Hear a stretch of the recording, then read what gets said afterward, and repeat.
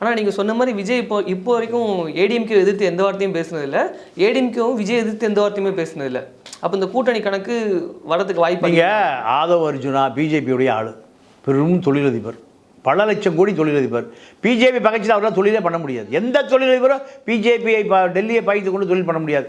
BJP Congress எந்த கட்சியாக இருந்தாலும் டெல்லியை பகைச்சிட்டே தொழிலே பண்ண முடியாது. அப்போது பிரசாந்த் கிஷோர் அடையாளப்படுத்தப்பட்ட ஆர்எஸ்எஸ் இல்லை. இப்போ பிரசாந்த் கிஷோர் சொன்னதே வந்து விஜய் தனியாக நிற்பார். ஆமாம் ஆமாம், இல்லை அதாவது அப்படி தான் சொல்லுவாங்க, போய் சேரும்போது அப்படி தான் சொல்லுவாங்க. கடைசியாக தேர்தல் நெருங்குற பொழுது உங்களுக்கு 2 ஆப்ஷன் இருக்குது. திமுக ஒழிக்கணுமா அதிமுக ஒழிக்கணுமா? எந்த ஆப்ஷன் சொல்லுங்கள். நீங்கள் எடுத்துகிட்டு முதலமைச்சர் ஆகிட முடியாது.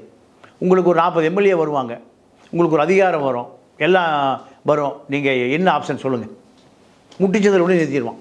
வழியே இருக்குது அந்த பக்கம். திமுகவை எதிர்க்கணுமா அதிமுக எதிர்க்கணுமா? திமுக வரக்கூடாது. விஜய் சொல்வார் திமுக வந்துடக்கூடாது. வந்தால் இன்னும் 5 ஆண்டு காலம் போராடணும். விஜய் கட்சியை வச்சு எத்தனை ஆண்டு காலம் போராடணும்? 5 ஆண்டு காலம். அப்போ ஒரே ஆப்ஷன் திமுகவுக்கு எதிராக அதிமுக சேருங்க, வேறு வழியே